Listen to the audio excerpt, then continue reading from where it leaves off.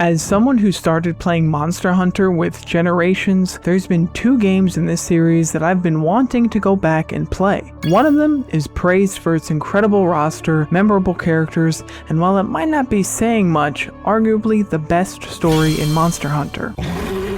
The other one has underwater combat.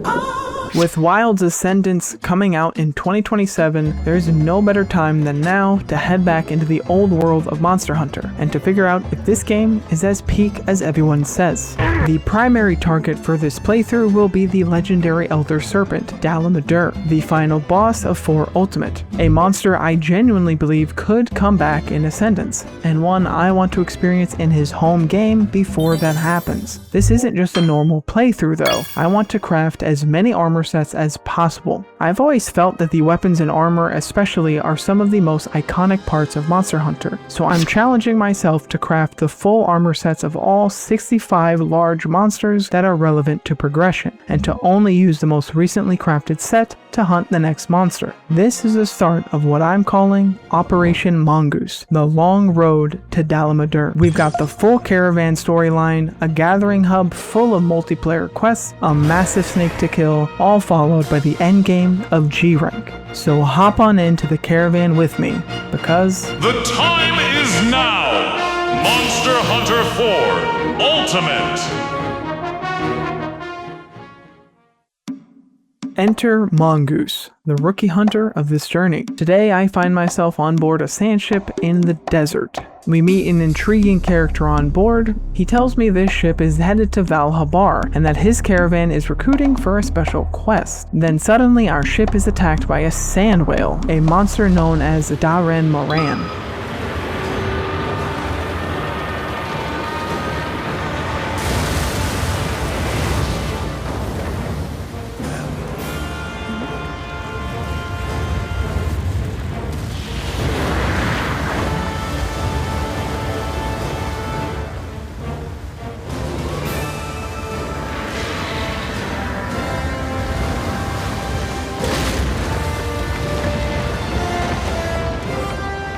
Nothing to worry about though, as this is the tutorial after all, and per Red Hat's instructions, we blast the whale with our cannons, save his precious Red Hat, and then I forget to mute the TV at 2 AM before turning the PS2 on.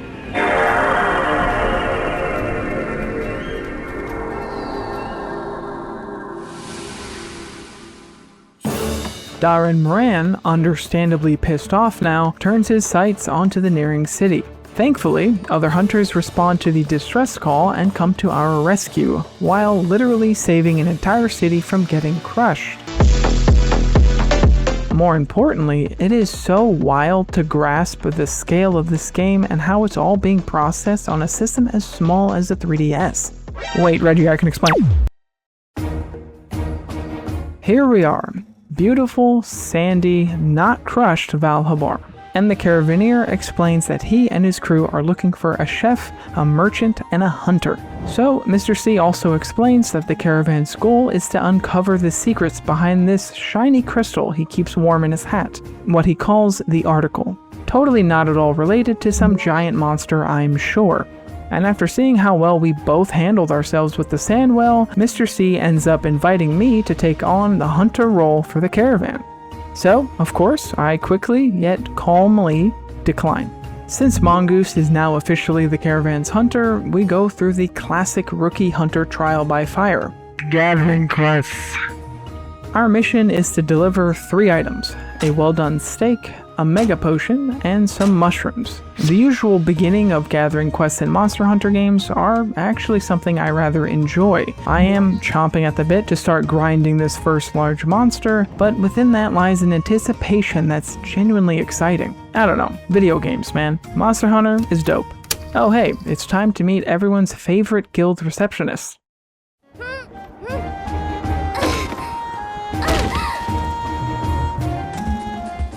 I mean, I get it. She calls us Doodle, has dark hair, and the uniform works. I've also heard some interesting things about her relationship with monster ecology, so I'm really curious to see how elaborate these characters actually end up being, considering how much praise I see about the story and characters in 4U. Anyway, while I knock out the first few tutorial quests, let's dive more into my goals with this playthrough and the Armor Locked challenge. So here's the goal. Complete the caravan story and roll credits. Complete the gathering hub, low and high rank. Become mongoose and defeat Dalamadur, solo G rank and Gogmazios. Alright, seriously though, I am legit excited to just sit down and play some Monster Hunter, and to have a goal to work towards. Wilds is really fun, and I loved Iceborne and Sunbreak, but there's a certain magic still unique to the older games that I am ready to experience again. But there's a twist. Being that 4 Ultimate is now 11 years old, I'm wanting to spice up this playthrough both for myself and you as the viewer. These are the rules. I must craft the full armor set of every key quest monster. I need to use the previous monster's full set to hunt the next monster, and the order is decided by quest lists and or highest Zenny reward. No duplicates are needed or wanted for low and high rank armors, since they all look the same. Okay, intro quests complete. And good timing too, because the friendly neighborhood street cook needs help with a monster problem. Turns out we're taking on our first key quest monster, Celtis.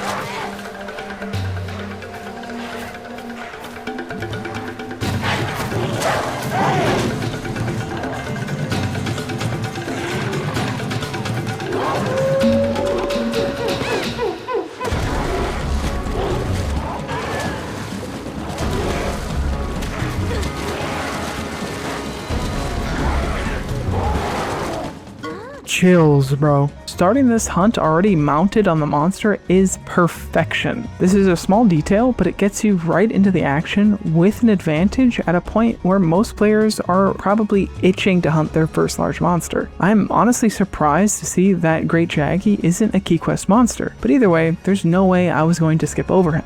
Speaking of the start of this hunt being mid-mount, I have to say right off the bat that the monster cutscenes in this game are incredible and add so much personality to each hunt. I've mentioned in the recent video that Dire Morales from 3 Ultimate is one of the few monsters that truly embody the essence of this series. Great Jaggy is on that list too. The iconic roar, being a properly designed pack monster with little Jaggies and Jaggias that can both be a nuisance. Great Jaggy really is a perfect starting monster, easily the best of the great monsters. Although, Great Macau is up there, probably number 2 for me. So with that being said, Jaggy here is indeed that, a starting monster. You can see his attacks coming from a mile away. Plus, with how powerful both mounts and jumping attacks are, homie goes down quick. What's interesting is that this Great Jaggy quest is actually part of a 3-part quest chain that starts with hunting regular Jaggy, followed by Jaggia, and then the Great King himself. So for anyone playing for you without looking up key quests, or without already being aware of his inclusion on the roster, there's a chance you could completely miss Great Jaggy altogether. But either way, after 3 hunts total, I have all the materials I need for our first full armor set. Here is the first of many full armor sets to be made. The skills obtained from the set are Speed Sharpening and Have Stun, both of which are insanely good skills for the early game. This is the prime example of a set I'd make straight away and not even look at other armor until like Rathalos. So that's 1 monster down, 64 to go. Oh boy.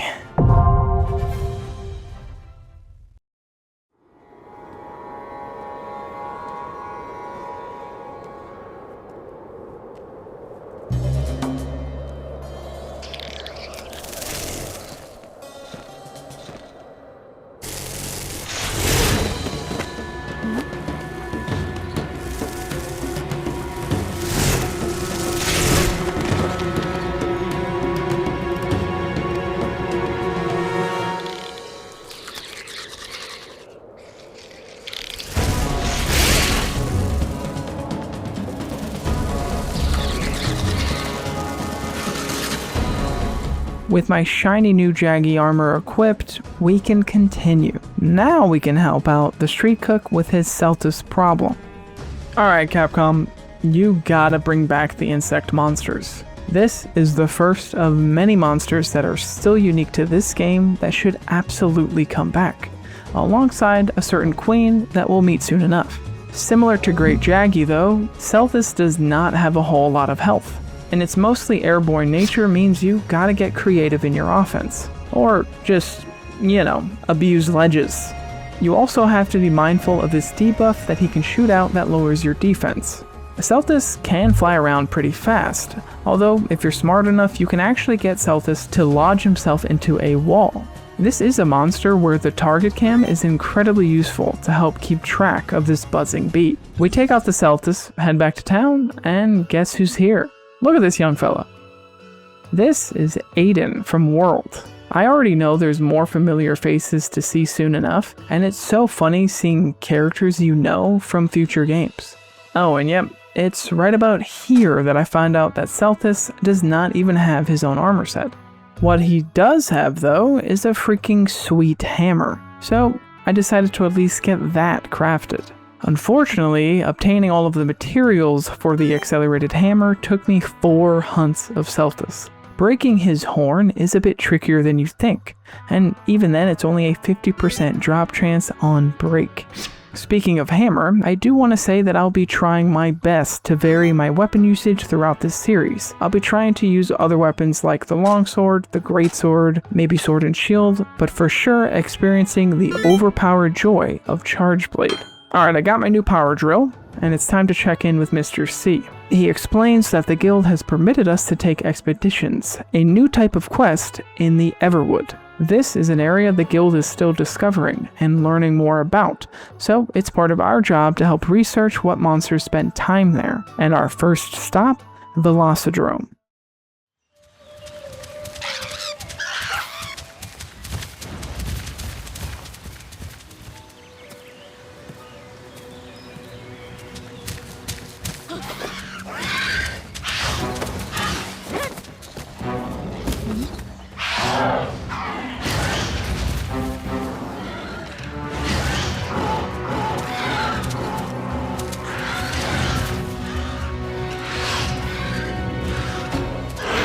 The Everwood is going to have an interesting part to play in this series, and by interesting, I mean I am not going to view these research quests as key quests, so I won't be crafting the full armor sets of these monsters. That's mostly due to the fact that expeditions, from what I understand, are not directly repeatable, meaning trying to farm these monsters for materials would simply take too much time. I mean, I know we have at least 6 months until Ascendance comes out, I just want to keep a steady pace by focusing on key quests. That being said, Velocidrome's a straightforward monster, a raptor with jumping attacks and a couple Velociprey to annoy you.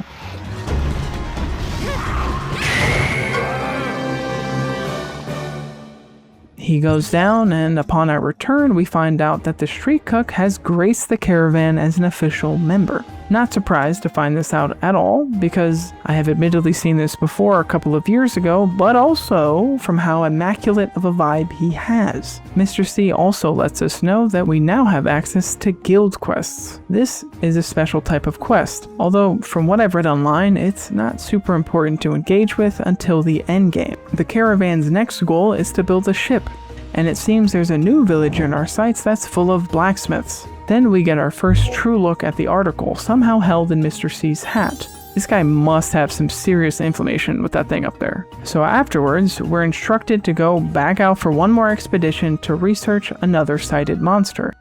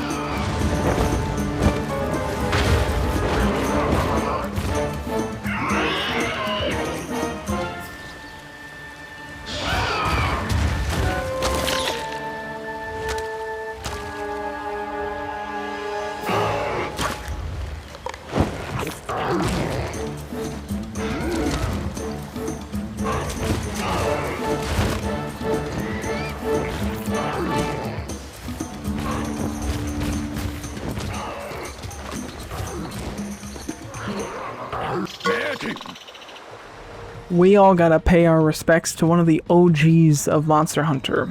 That's why he's the GOAT!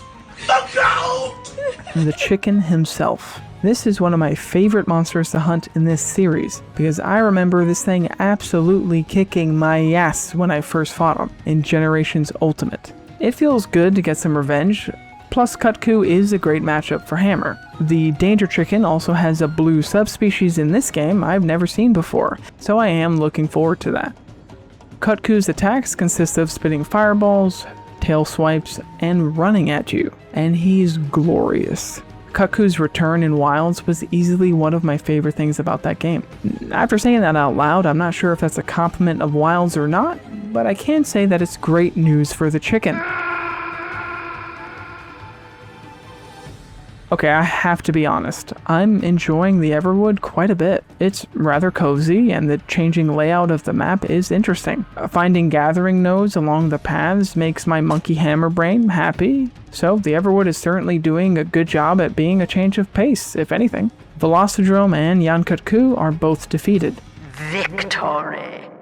And we're back in Valhabar to find Mr. C alongside a mysterious Wyverian merchant named Wycoon. It sounds as though there's some recruiting happening for the Capital C caravan, except there's a hiccup. We got a new monster interrupting this merchant's trade route, and it's our job to take care of it. This smells like Key Quest. Stop!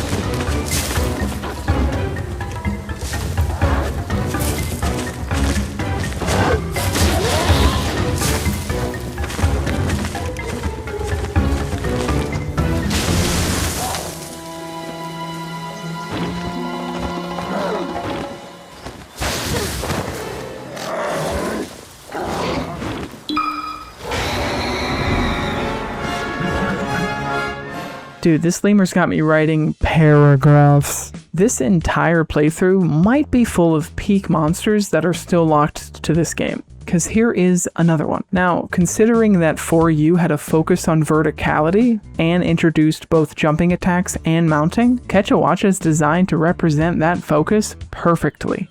This area you first encounter him is ripe with ledges begging for you to use your jumping attacks. There's also a second floor in which Quetzalcoatl hangs off of and can use for special attacks. But the neat part is that if your weapon can reach Quetzalcoatl, it can be knocked down from the vines, or if on top of the vines, it can be smashed through and sent crashing to the bottom level. Experiencing this design approach through Quetzalcoatl made me realize how much I appreciate the way that verticality is handled in these older games. Ledges can be a pain sometimes, causing more harm than good, and yet jumping attacks feel powerful. Being a new feature at the time, mounting is obviously insanely strong in 4 Ultimate.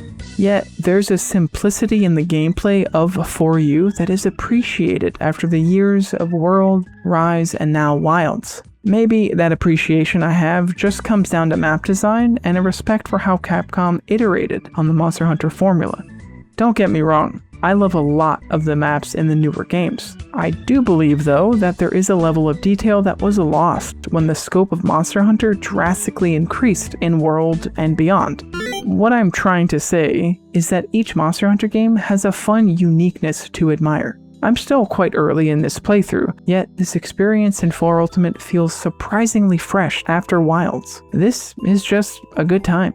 Now, we'll see if I'm still singing that same tune on my 19th G rank Rathalos hunt.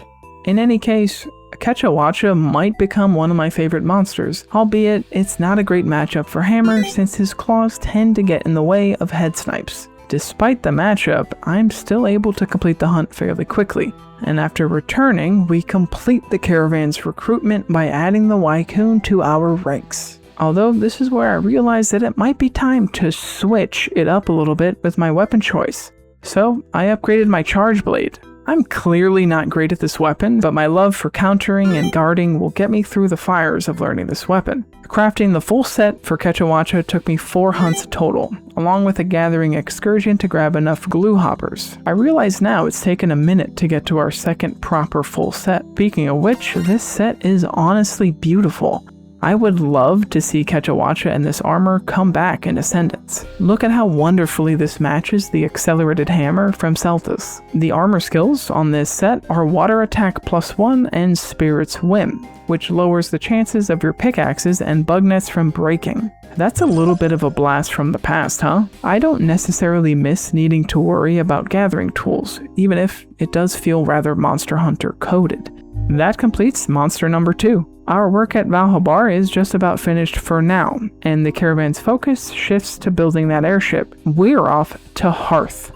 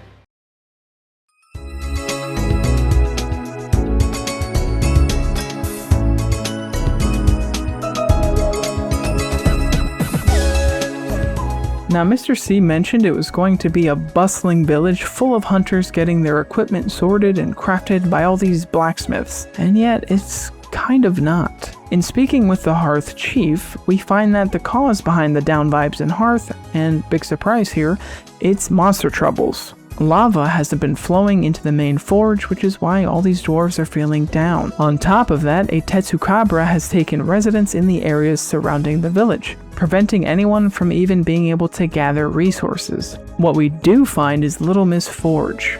Yep, we got Gemma in the building. Y'all know what time it is. Key quest.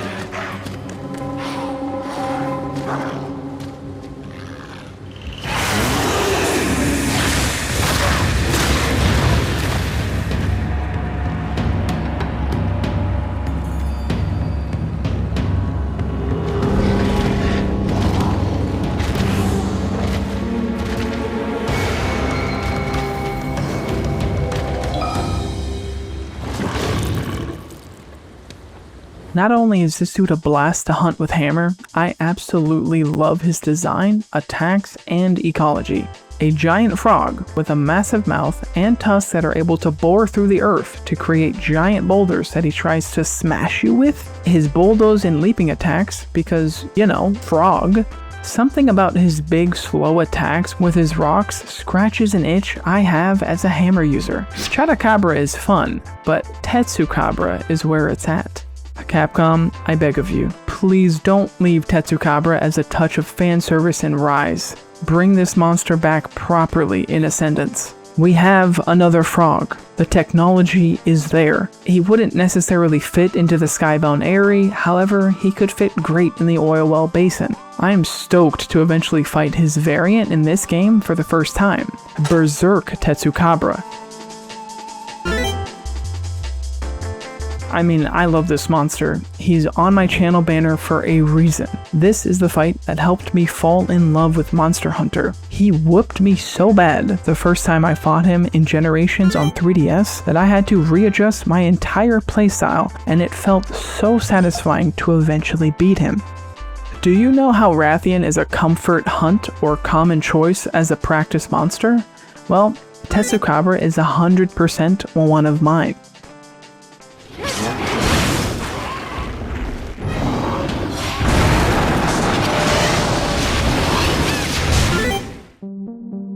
It took me 4 glorious hunts against Tetsukabra to craft his full set. Dope monster and a top tier armor set?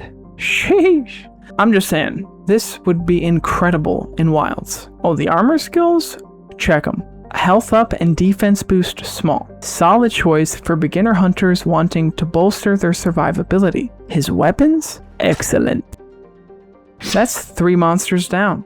As much as I would like to, I can't spend too long gushing about Tetsukabra. We took care of it, and the blacksmiths can now leave the village again to gather supplies. The Hearth Chief and Mr. C have concocted an agreement about an airship. It also seems like the chief knew about another artifact similar to the article, located in some faraway land named Cathar. Something tells me we're flying that way soon enough. However, we still got a problem here to solve, the lack of lava flow. Before that, the man has a quest for us. Since he's the lead blacksmith on this airship contract, he needs us to go hunt a new monster for its rubbery hide, a Gypceros. And while crafting my Tetsukabra set, I noticed that I could upgrade my hammer if I got 2 more Celthus horns. So, I smacked up a Celthus on his horn and upgraded my hammer to get a nice chunk of green sharpness. Unfortunately, that brings us to the end of this video and the kickoff of our journey. I haven't caught the Monster Hunter bug like this in a while, so I'm pumped to get done editing this video so I can keep playing for the next one. Subscribe to pay your respects to the desire sensor for me, I will most definitely need it. And thank you for watching this video. I've been Struck by Fluency, and I'll see you on the road to Dalamadur.